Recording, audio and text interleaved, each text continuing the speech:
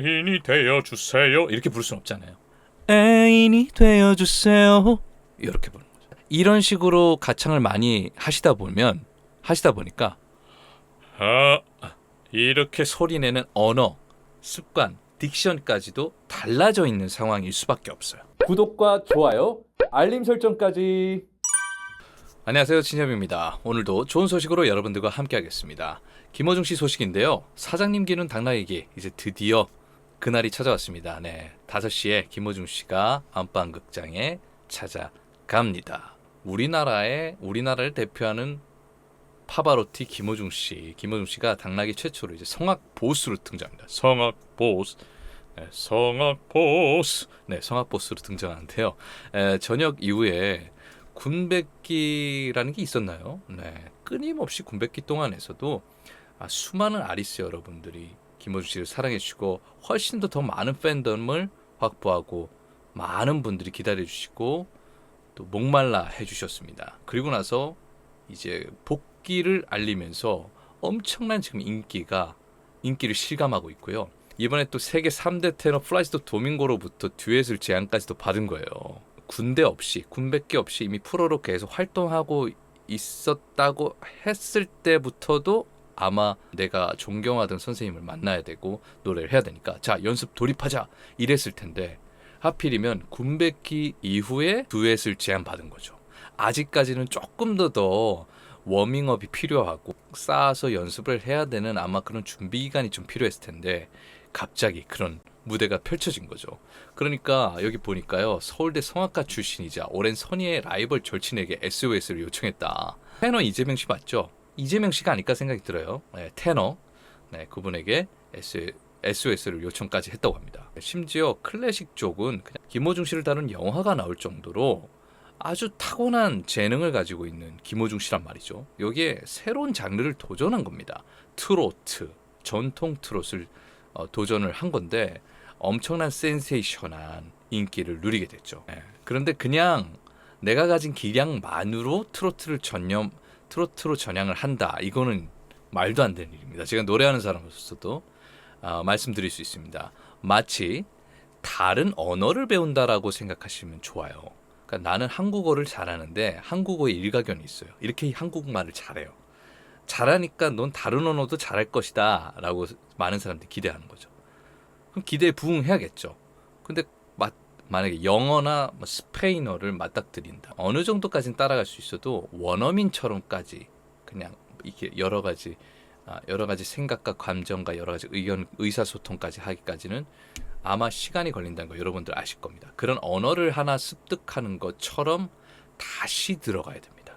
그런데 그런 모든 것들을 극복을 했습니다. 아마 미스터 트롯에서도 중간중간에 목 컨디션에 관한 이야기들을 많이 하셨을 거예요. 왜냐면 그게 실제로 뭐 감기가 걸리고 목이 안 좋았을 수도 있지만 아예 다른 루트의 소리 내는 근육들을 사용했기 때문에 어떤 근육이 발달되는 과정에서 몸살이 나기도 하고 근육통이 오기도 하잖아요.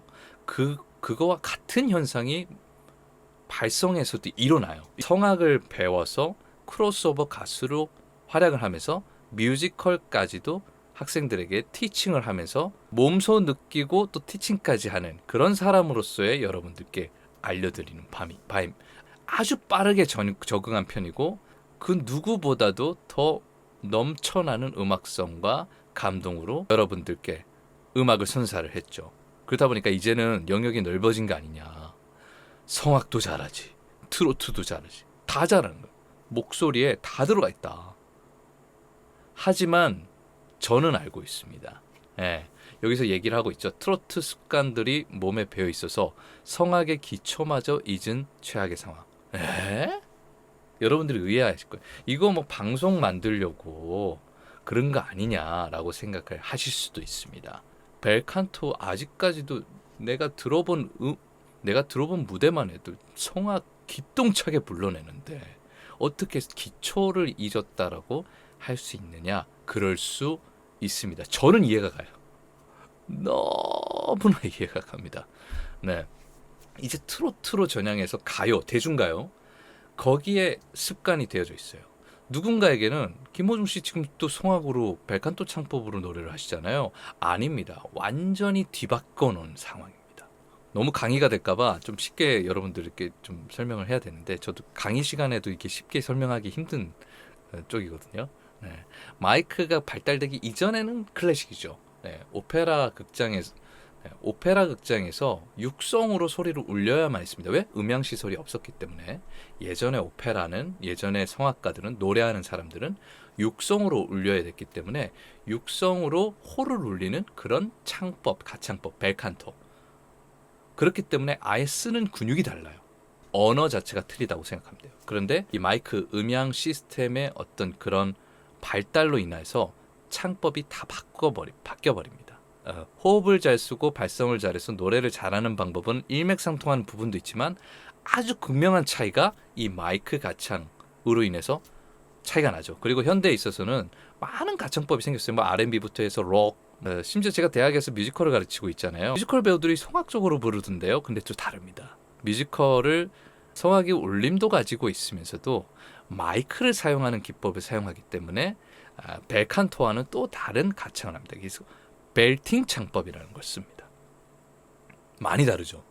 그리고 아예 트롯까지도 전향해서 한다. 이거는 되게 신기한 일인데 아주 타고난 음악적 재능이 있는 사람들은 한 몇 분 가능하기도 합니다. 오페라 아리아를 내가 불러보는데 트롯 느낌도 나고 소리가 왜 깊이 있는 소리에서 소리가 왜 가벼워지는가. 벨칸토 창법으로 오페라 무대에서 저 멀리까지 홀을 울리기 위해서 3층의 관객석까지 홀을 울리기 위해서 후드를 내리고 공간 연구개를 들고 뭐 이런 얘기를 해요. 횡격막도 호흡도 더 채웁니다. 그래서 사나 여기서부터 시작해요. 여기서부터 시작하면 마이크 가창을 통해서는 어떻게 시작하냐면 이렇게 시작한 겁니다. 사나 사랑하는 내 고향에 사나 사라 하늘 이렇게까지 언어까지도 다 바꾸죠. No more talk of darkness. 뮤지컬 가창에서는 이렇게 시작해야 돼요. No more talk of darkness. 애인이 되어주세요. 이렇게 부를 수는 없잖아요. 애인이 되어주세요. 이렇게 부르는 거죠. 이런 식으로 가창을 많이 하시다 보니까 이렇게 소리내는 언어, 습관, 딕션까지도 달라져 있는 상황일 수밖에 없어요. 그래서 성악인으로 탈바꿈하기 위한 폭풍 레슨이 이어진 거예요. 아니 원래도 성악을 잘하는데 그렇단 말이야? 이렇게 의아해 하시는 분들이 많으실 거예요. 맞습니다. 아리아를 부를 때는 그만한 근육이 필요하고 호흡의 근력이 필요한데 다른 장르적 습관으로 연습을 계속 하다 보니 이쪽은 조금 퇴보가 되는 겁니다. 어쩔 수 없어요. 그렇기 때문에 첫 리허설부터 실수 연발이었다. 눈치만 보고 있었다. 소리가 안 나왔다. 이런 얘기를 하는 거예요. 김호중 씨가 어떻게 소리가 안 나와. 소리가 그렇게 잘 나는데. 이번에 철원 콘서트부터 해서 드림 콘서트 때 그냥 천상에 울려 퍼지던데. 그 가창하고도 또 오페라 아리아를 처음부터 끝까지 부르는 가창과 근력, 호흡과 근력은 언어 딕션 자체가 완전히 다를 수 있다라고 저는 말씀드리고 싶어요. 단 며칠 만에 아니면 몇 주 만에 이루어질 수 없는 건데 누굽니까? 김호중 씨잖아요. 원래도 남들보다 훨씬 더 앞서 있었던 벨칸토적인 재능을 가지고 있는 그 누구보다 빠르게 스펀지처럼 다시 받아들이고 예전의 어떤 벨칸토 창법을 찾았을 것입니다. 그렇기 때문에 결과로서는 어떻게 됐습니까? 플라시도 도밍고 선배님 앞에서 아리아를 불렀을 때 극찬을 받았죠. 결과는 우리가 알고 있어요. 아리아를 세계적인 성악가 못지않게 만들어냈다는 거. 그런데 이런 과정이 있었구나라고 여러분들이 이해를 하시면 좋습니다. 저는 여러 가지 가창법을 통해서 많이 변형을 시켜본 사람으로서 이렇게도 쓰다가 이렇게 여러 가지 가창법을 쓰면요. 목에 마비가 오듯이 막 발성기관이 말을 안 들을 때도 있고 근육에 마비가 오는 것처럼 그럴 때가 있어요. 저는 김호중 씨를 너무나 이해할 것 같아요. 바꾸는 과정 자체가 마치 야구 선수가 축구를 배우는 것 같은 어떤 새로운 운동 종목을 배우는 것처럼 아주 어려운 과정이고 원래 잘해왔던 그런 기억과 그런 것들을 더듬어서 그리고 원래 감각적인 그런 것들이 있고 다시 근력을 어느 정도 키워놔서 기존에 해왔던 뭔가 그런 것들과 센스와 감각, 음악성, 김호중 씨만의 재치 있는 음악성 때문에 다시 빠르게 회복을 했을 것이다. 근데 모두가 다 그런 건 아니다. 어색함 없이 프로페셔널적으로 대중들에게 전달을 해야 되는 상황인데 어떻게 됐겠습니까? 예, 여기서는 이제 과연 김호중 씨가 웃으면서 끝낼 수 있을지라고 돼 있는데 결과는 우리가 알고 있어요.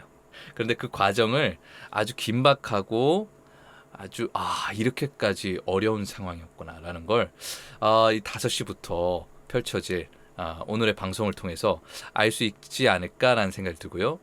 그렇게까지 목이 안 나왔겠어? 라고 생각하시는 분들이 있으실까 봐 저는 너무나 이해가 되기에 이렇게까지 말씀을 드려봅니다. 정말 어려웠던 상황이었겠구나 라는 걸 몸소 공감을 했고요. 축구에는 월드클래스 손흥민 씨가 있듯이 월드클래스 우리나라에는 김호중 씨가 있구나.